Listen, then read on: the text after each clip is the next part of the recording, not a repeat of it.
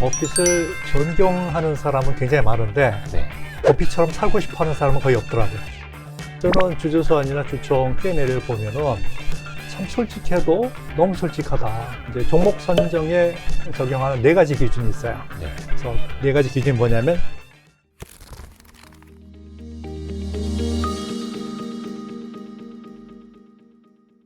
진짜 가치 투자 좀 한다 혹은 가치 투자 좀 안다 하는 분들 사이에서 우리 이건 선생님 모르시면은 간첩이죠. 약간 좀 과한 표현이십니다. 아, 그런가요? 근데 진짜 요 앞에 있는 뭐 워런 버핏 바이블, 워런 버핏 라이브를 비롯해서 지금까지 번역하신 가치 투자 책만 해도 어마어마하지 않습니까? 한 뭐 50여 원 한 것 같습니다. 50여 권. 네. 근데 제가 이게 좀 실례되는 말씀인데 저희 집에 그래서 네. 이건 선생님이 번역하신 책이 몇 권 있나 봤더니 네. 4권밖에 없더라고요. 죄송합니다. 그래도 아직 멀었습니다. 굉장히 많은 겁니다. 아닙니다. 아직 멀었습니다. 그래서 번역 이건 이렇게 써 있는 책들이 있어서 네. 도대체 이분은 누굴까? 그래서 인터넷 서점이나 이렇게 서점에서 보더라도 번역 이건 이러면 너무 많아갖고 정말 궁금했습니다. 개인적으로. 예. 어떤 분이실지. 근데 원래 펀드 매니저 출신이시라고. 예, 제가 직장 생활을 한 20년 했는데 네. 20년 중에 대부분을 투자와 직간접적으로 관련된 일을 했습니다. 예. 그래서 그 중에는 펀드 매니저로서 뭐 국내 주식 운영한 적도 있고 또 국제 시장에서 외화 표시 채권, 그래서 채권이나 채권도. 주식, 파생 상품, 외환 이런 거를 다룬 적도 있고요. 그리고 발행 시장 업무도 좀 했었고요. 그리고 트레이딩 시스템에 관련된 업무도 좀 했었습니다. 그래서 그리고 뭐 금융상품 기획이나 마케팅 일도 했었고 금융에 관련된 일은 좀 거의 다. 골고했습니다. 그러니까 그 경험과 지식을 바탕으로 이렇게 번역을 하실 수 있는 건데 네, 그게 큰 도움이 됐죠. 예전에 어디 추천사에선가 어떤 분이 쓰신 걸 보니까 일단은 이건 선생님이 번역하신 책이다. 그러면 일단 믿고 살 수 있다. 왜냐면 참 감사한 말씀이죠. 뭐 예를 들어서 뭐 대표적으로 이제 글을 어렵게 쓴다는 뭐 나심 탈레브라는 분들의 글도 네. 선생님의 저기 과정을 좀 거쳐야 한국 사람들이 좀 이해를 할 수가 있다. 그래서 그게 이제 여러 이제 지식과 경험에서 나오는 것 같고, 최근까지 쓰신 책들 중에 제일 막 애착이 가는 책은 네. 어떤 게? 제가 개인적으로 가장 좋아하는 투자의 대가가 워런 버핏입니다. 역시. 네. 그래서 다른 누구의 글보다도 그 버핏의 글에 더 애착을 느끼죠. 그리고 사실은 번역할 때 가장 그 공을 많이 들이는 글이 이제 버핏의 글입니다. 그래서 번역을 하실 때도. 네네. 주주서한, 워런 버핏의 주주서한이라든가 아니면 주주총회에서 오간 그 Q&A라든가 이런 글들은 뭐 목욕 제기하는 마음으로 자세를 바로 잡고 공을 들여서 번역을 합니다. 그러니까 사실 우리 워런 버핏 같은 경우는 우리가 정말 흔하게 이야기하고 관련된 뉴스도 우리나라에만 하루에도 뭐 수십 수백 개씩 나올 정도로 많이 유명한 분인데 너무 좀 우리가 이게 경건한 마음으로 대해야 되는 분인데 그렇죠? 뭐 전 개인적으로 가장 존경하는 투자가입니다. 근데 사실 워런 버핏 관련된 책이 정말 셀 수 없이 많이 나와 있잖아요. 그렇죠. 엄청 많이 나와 있습니다. 근데 직접 그분이 쓴 책은 정말 거의 없다면서요? 사실상 없죠. 그러니까 직접 쓴 글은 있지만 직접 쓴 책은 없습니다. 그러니까 직접 쓴 글 중에 가장 대표적인 게 주주서한입니다. 이제 버크셔 해서웨이에서 매년 발간하는 연차 보고서에 실리는 주주서한인데 그 주주서한에 너무나도 좋은 내용이 담겨 있기 때문에 진지하게 투자하는 사람이라면 누구에게나 필독서라고, 필독 자료라고 볼 수 있습니다. 그 주주서한만 모은 책이 왼쪽에 있는 워런 버핏 라이브.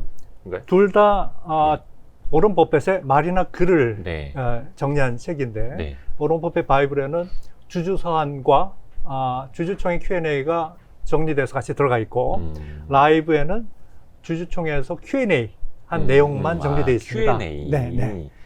그래서 다소 중복되는 내용도 있지만 뭐 중복 이렇게 많은 건 아니고요. 그런데 이제 난이도로 따지자면은 그 글로 쓰는 것보다 말로 하는 게 더 쉽거든요. 그렇죠. 주주총회에서는 주주들의 질문에 대해서 버핏과 뭔가 대답을 하는데 말로 하기 때문에 비교적 짧고 쉬운 표현을 많이 씁니다. 그래서 일반인들 입장에서는 워런 버핏 라이브가 난이도 면에서는 좀 더 쉬운 책이라고 생각을 합니다. 그 뭐 요즘에는 이제 뭐 유튜브나 이런 게 너무 잘 돼 있다 보니까 그 주총에서의 Q&A 일부분씩 이렇게 막 잘라 영상도 많이 돌아다니는데 정말 답변 하나하나를 신중하고 성의 있게 뭐 진짜 어떤 답변 뭐 한 1, 20분 가까이도 그렇게 또 해주시더라고요. 대단. 혹시 그 버크셔 해서웨이 주총도 가보진 않았지만 인터넷으로 많이 봤습니다. 근데 버크셔 해서웨이가 다시 이제 좀 주총을 온라인이 아니라 오프라인으로 또 좀 빨리 화려하게 좀 열어야 될 텐데요.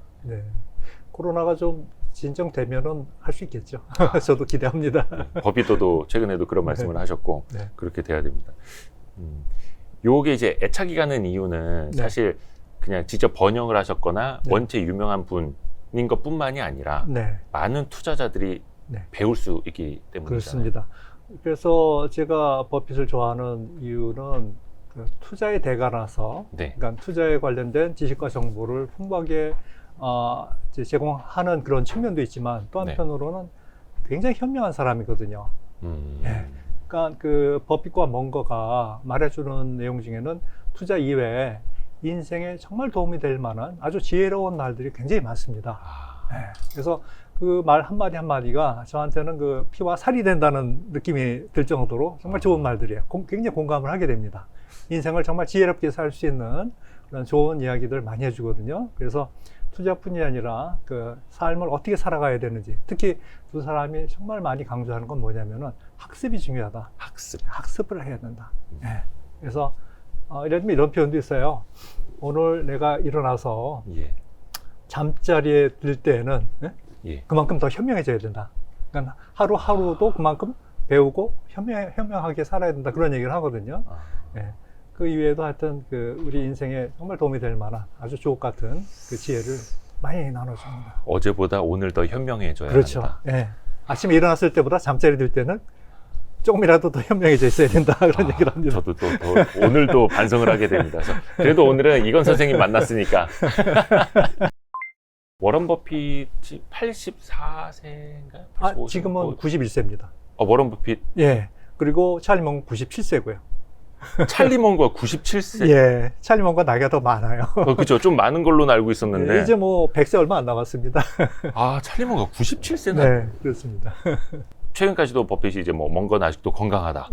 그때 오프라인 주총을 같이 못해서 그랬는데 2020년 그 초에도 근데 뭐 서로 이제 잘 지내고 있고 이야기를 했고 근데 지금도 되게 현명하시고 뭔가 젊은 분들한테 되게 뼈 때리는 말씀을 많이 해주시잖아요. 특히 찰리 멍거 그렇습니다. 께서도 그러니까 말 한마디 한마디가 아주 함축적이면서 그 촌철살인을 느낄 수 있게 그 멍거의 말이 그렇습니다. 그래서 멍거가 있기 때문에 그 버핏의 이야기가 그만큼 더 빛나는 것 같습니다. 가끔씩 그 사람들이 관심을 끌고 따끔한 말 한마디씩 던져주니까 전반적인 그 이야기가 흐름이 살고 사람들이 더 흥미를 느끼게 되는 거 아닌가.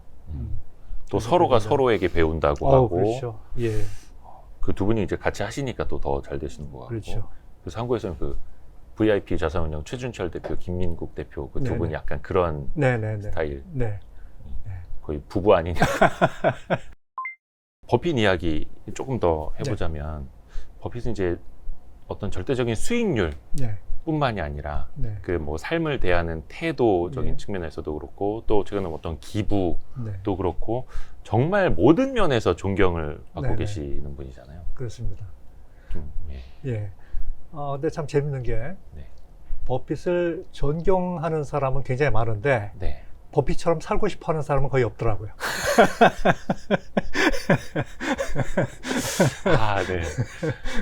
참 힘들죠. 어렵죠. 이거 누구나 그렇게 할 수는 없으니까. 그래서 재밌는 거는 그 버핏의 글과 말에는 온 세계 사람들이 이목을 기울이지만 버핏이 사는 방식 혹은 투자하거나 경영하는 그런 방식을 본뜨려고 하는 사람들은 거의 없다는 거예요. 본뜨려고 하는 사람. 아침에는 맥모닝을 드시고 선수 그 오래된 차 링컨이었는데 오래 그 선수 운전해서 가시고 집무실에는 컴퓨터도 없고 그리고 특히 그 주주와의 관계 이런 면에서도 버핏을 모방하려는 기업은 전 거의 찾아보질 못했습니다. 이게 뭐냐면은 참 버핏의 놀라운 점은 네. 투자 면에서 진짜 경이적인 실적을 기록한 것도 있지만은 네. 버핏과 주주와의 관계라는 게 정말 어느 모로 보나 정말 탄탄한 신뢰 관계가 구축돼 있어요. 그러니까 가장 주목할 만한 점은 네. 이해상충의 여지가 거의 없다는 점입니다. 이해상충이요? 예, 그게 어떤 면에서? 왜 그러냐면 버핏은 뭐 막대한 재산을 갖고 있지만 네. 그 재산의 99%가 버크셔 주식으로 구성되어 있습니다. 예. 그러니까 버핏은 모든 걸 다 버크셔에 다 걸어 놓은 거예요. 그러니까 버크셔가 잘못되면은 버핏이 망하는 거죠. 본인이 망하는 거죠. 그래서 때로는 뭐 버크셔 주식이 주가가 폭락할 수도 있고 주주가 네. 손해 볼 수도 있지만은 그만큼 버핏도 똑같이 손해를 본다는 겁니다. 적어도 수익률 면에서는 버핏이나 버크셔 투자자나 똑같이 움직인다는 거죠.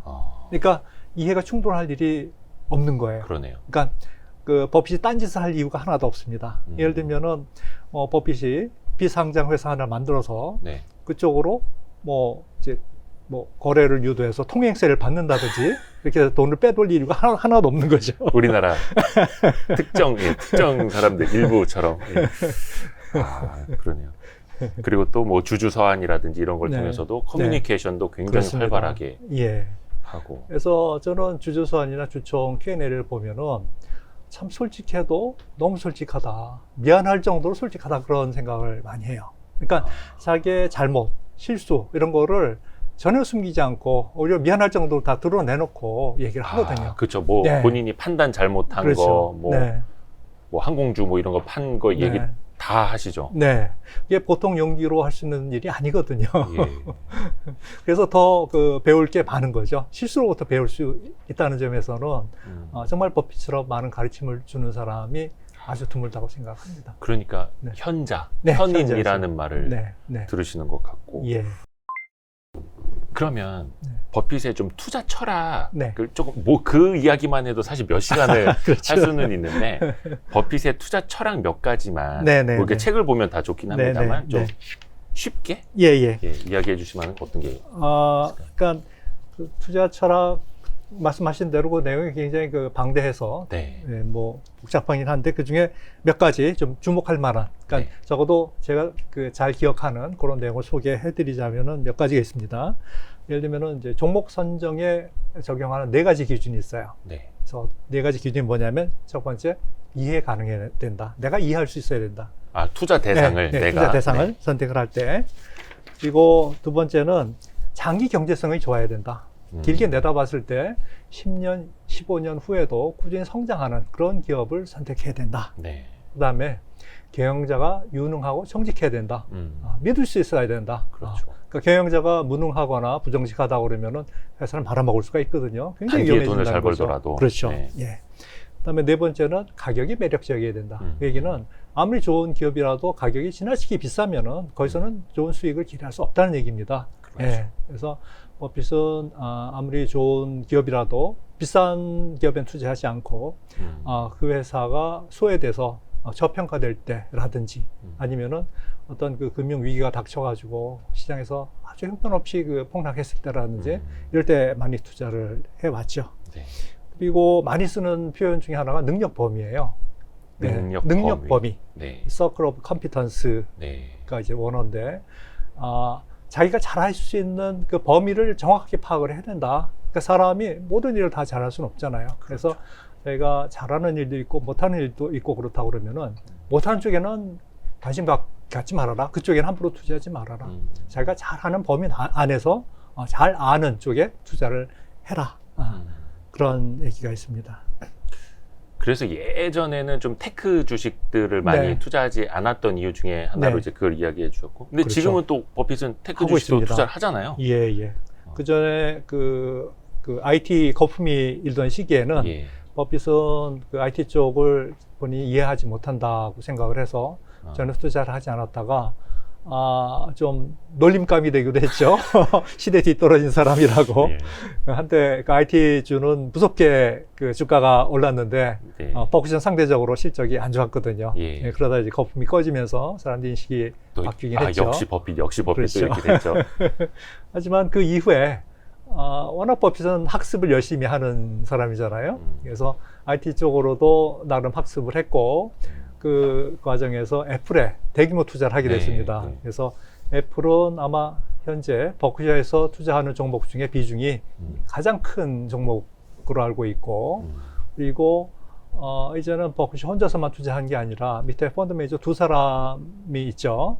토드와 테드라는 사람인데 두 사람한테도 상당 부분 그 운용권을 위임을 했고, 이 사람들은 예를 들면은 뭐 아마존이라든지 뭐 이런 뭐 넷플릭스라든지 이런 IT 쪽으로도 뭐 상당 부분 투자를 하고 있다. 뭐 그렇게 들었습니다. 예. 그 능력 범위라는 걸 이야기해 주셨는데 사실 그게 사람의 눈에 막 저기 움직이 막 수익률이 보이고 하는 이상은 본인의 능력 범위 밖이라는 걸 인지를 하면서도 또 막 따라가고 싶은 게 인간의 본능이잖아요. 그렇죠. 본능이죠. 네. 그거를 억눌러야 되는데 이게 참. 네.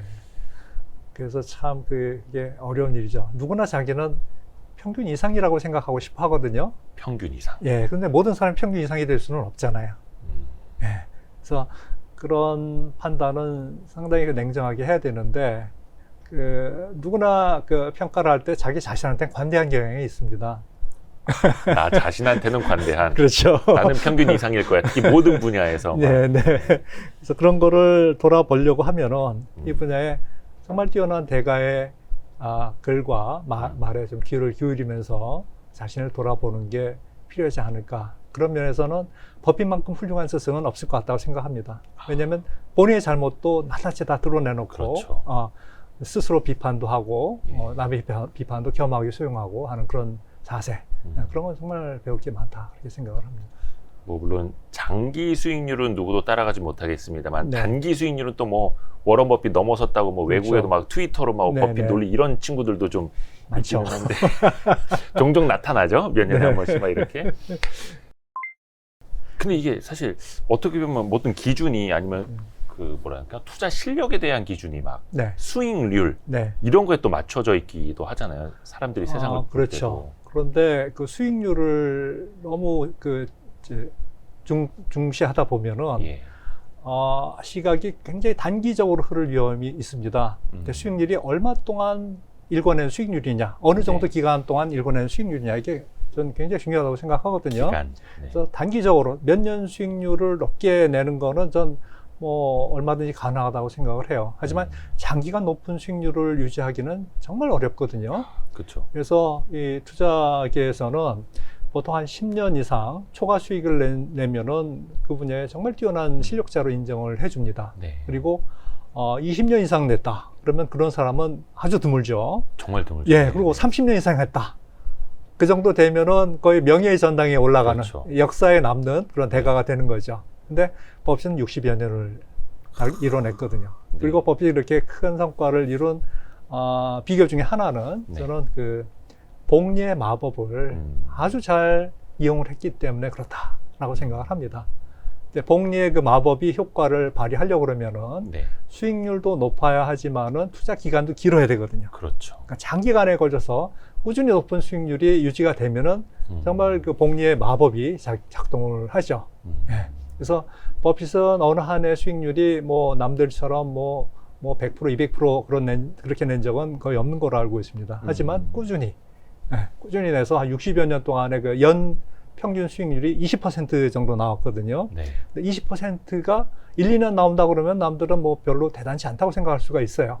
하지만 60여 년의 실적이 연평균 20%라는 거는 경이적인 겁니다. 대단하죠. 그래서 버핏이 가끔 하는 얘기가 그런 얘기했습니다.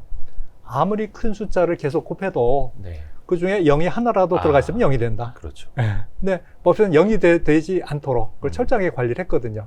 하지만 대가들 중에는 한때 놀라운 실적을 내다가 중간에 잘못해서 이 0이 들어가게 한 그런 사례들도 꽤 있습니다. 그래서 역사의 뒤안길로 사라져버린 그런 한때 유명했던 대가들도 꽤 많습니다.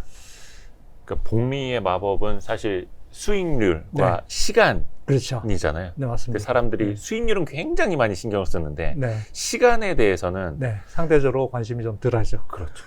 오늘도 투자를 하고 있고 내년에도 할 거고 10년 뒤에도 할 거면서 사실 이게 제 얘기이기도 합니다.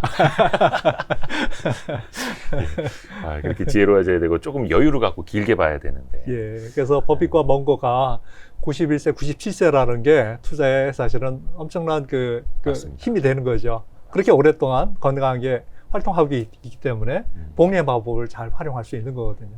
그래서 투자에 무엇보다도 중요한 건 저는 건강하게 오래 사는 거라고 생각합니다.